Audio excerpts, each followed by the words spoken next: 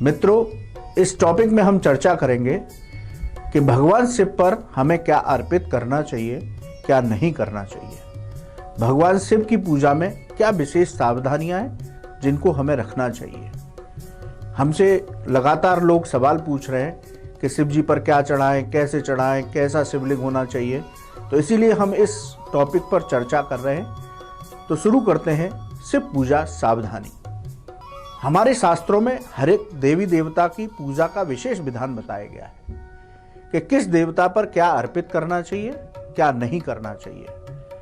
क्योंकि यदि थोड़ी सी भी त्रुटि हमसे होती है तो हमको पूजा का अक्षय पुण्य मिलने की बजाय कुछ ना कुछ हमसे गलतियां हो जाती हैं, जिसकी वजह से पूजा का पुण्य नहीं मिल पाता और हमसे देवता भी संतुष्ट नहीं होते, उनकी कृपा हमें नहीं मिल पाती। हर देवता से जुड़ा हुआ शास्त्र में विधान बताया गया है। तो आज हम आपको बताने जा रहे हैं कि शिव की पूजा में क्या सावधानी रखें, क्या उनको विशेष रूप से चढ़ाएं और क्या न चढ़ाएं। तो सबसे पहले शुरू करते हैं उनके अभिषेक से। मित्रों, भगवान शिव का अभिषेक शंख से नहीं करना चाहिए। भगवान शिव की पूजा में उनका अभिषेक श्रृंगी से किया जाता है। पूजा सामग्री की दुकान पर एक श्रृंगी मिलती है, जिससे ही केवल भगवान शिव की जलधारा अर्पित की जाती है। भगवान शिव ने शंखचूड़ नामक राक्षस का वध किया था, इसीलिए उनकी पूजा में शंख का निषेध है। आप भगवान श्री हरि का पूजन शंख से कीजिए, भगवान राम का अभिषेक कीजिए, भगवान कृष्ण का कीजिए, लेकिन भगवान शिव की पूजा में शंख का प्रयोग उनके अभिषेक के लिए नहीं किया जाता है। देखिए, भगवान विष्णु को शास्त्र कहते हैं श्रृंगारः प्रिय विष्णु जलधारा प्रिय शिव। भगवान शिव को जब आप अभिषेक कर रहे हैं तो सीधे ले जाकर के लोटा का जल या लोटा में दूध हो, लोटे में जो भी पात्र आप लेकर के उनके अभिषेक के लिए जा रहे हैं, तो ऐसे ही नहीं उड़ेल देना चाहिए। भगवान शिव पर धीरे धीरे धारा बना करके उनका अभिषेक करना चाहिए। अभिषेक करते समय अनवरत ओम नमः शिवाय, ओम नमः शिवाय, ओम नमः शिवाय बोलते रहना चाहिए। तो पहली चीज कि भगवान शिव की पूजा में शंख का प्रयोग न करें। दूसरा, भगवान शिव को आप नारियल अर्पित कर सकते हैं, लेकिन नारियल के जल से भगवान शिव का अभिषेक न करें, क्योंकि नारियल श्रीफल है। इसलिए भगवान शिव पर आप नारियल अर्पित करें, लेकिन नारियल के जल से उनका अभिषेक न करें। तीसरा, कि भगवान शिव की पूजा में जब आप उनको दूध अर्पित कर रहे हैं या दूध से बने पदार्थ अर्पित कर रहे हैं, तो तांबे के पात्र का प्रयोग न करें, क्योंकि तांबे के पात्र में दूध और दूध से बनी वस्तुएं जहर के समान बन जाती हैं, विषैली हो जाती हैं। एक विशेष बात कि भगवान शिव को हमेशा कच्चे जल दूध से ही अभिषेक करना चाहिए। ऐसा ना हो कि आप दूध उबाल दें, उसको ठंडा करें और उससे अभिषेक करें। ये कदापि नहीं करना है। भगवान शिव को हमेशा कच्चे दूध से ही अभिषेक करना है। अब भगवान शिव पर हमेशा चंदन का लेप लगाना चाहिए। भगवान शिव को कुमकुम और हल्दी नहीं चढ़ानी चाहिए। भगवान शिव को आप अच्छे से त्रिपुंड लगाएं, उनका भव्य श्रृंगार करें, लेकिन सिर्फ और सिर्फ चंदन से करें। कुमकुम और हल्दी का कदापि प्रयोग न करें। अब आती है फूलों की बात। भगवान शिव को केतकी का पुष्प नहीं चढ़ाना चाहिए।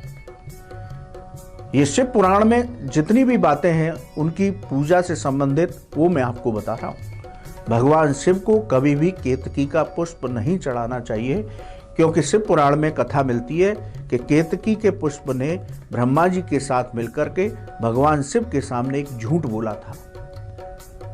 तभी भगवान शिव ने ब्रह्मा जी को श्राप दिया कि आपकी पूजा नहीं होगी और आपके मंदिर भी ज्यादा नहीं होंगे। तो इसीलिए ब्रह्मा जी के मंदिर हमें दिखाई नहीं देते। इसीलिए केतकी का पुष्प भगवान शिव पर नहीं चढ़ाया जाता।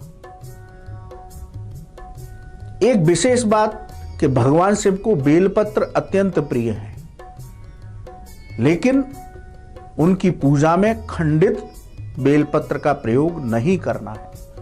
आप ज्यादा बेलपत्र मत लाइए। एक ही बेलपत्र आपको मिल जाता है, लेकिन वो साफ और स्वच्छ और खंडित नहीं होना चाहिए। उसी बेलपत्र को आपको शिवलिंग को समर्पित करना चाहिए, क्योंकि भगवान शिव की पूजा बिना बेलपत्र के अधूरी रहती है। इसलिए खंडित बेलपत्र का प्रयोग कदापि न करें।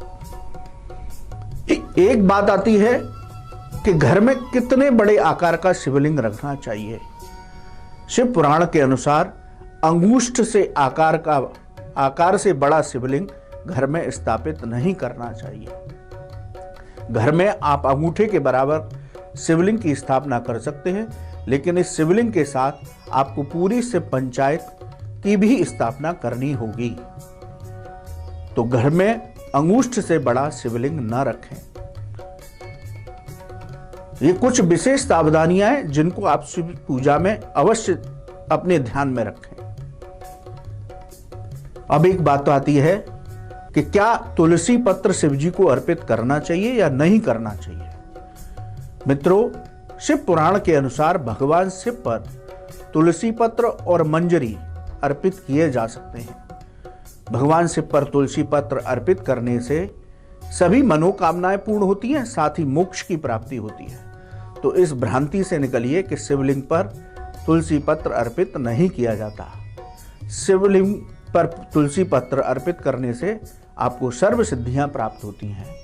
केवल तुलसी पत्र का प्रयोग भगवान गणेश की पूजा में नहीं किया जाता है। तो ये कुछ विशेष सावधानियां हैं जिनको करने से आपको शिव की कृपा मिलेगी। एक शिव जी पर चावल चढ़ाए जाते हैं। यदि आपका चंद्रमा कमजोर है, आप चावल से भगवान शिव का अभिषेक करें तो आपका चंद्रमा मजबूत होगा। आपकी मानसिक स्थिति दृढ़ होगी, क्योंकि चंद्रमा मन का कारक है। मन की चंचलता, मन के विघ्न भगवान शिव पर चावल अर्पित करने से दूर हो जाते हैं। लेकिन चावल अर्पित करते समय ये विशेष ध्यान रखें कि चावल खंडित नहीं होने चाहिए। टूटे हुए चावल का प्रयोग भगवान शिव की पूजा में नहीं करना चाहिए। साबुत चावल, अच्छे चावलों का ही प्रयोग भगवान शिव की पूजा में करना चाहिए। ये कुछ विशेष बातें हैं जो आप भगवान शिव की आराधना में रखें। भगवान शिव की कृपा आप पर सदा बनी रहेगी।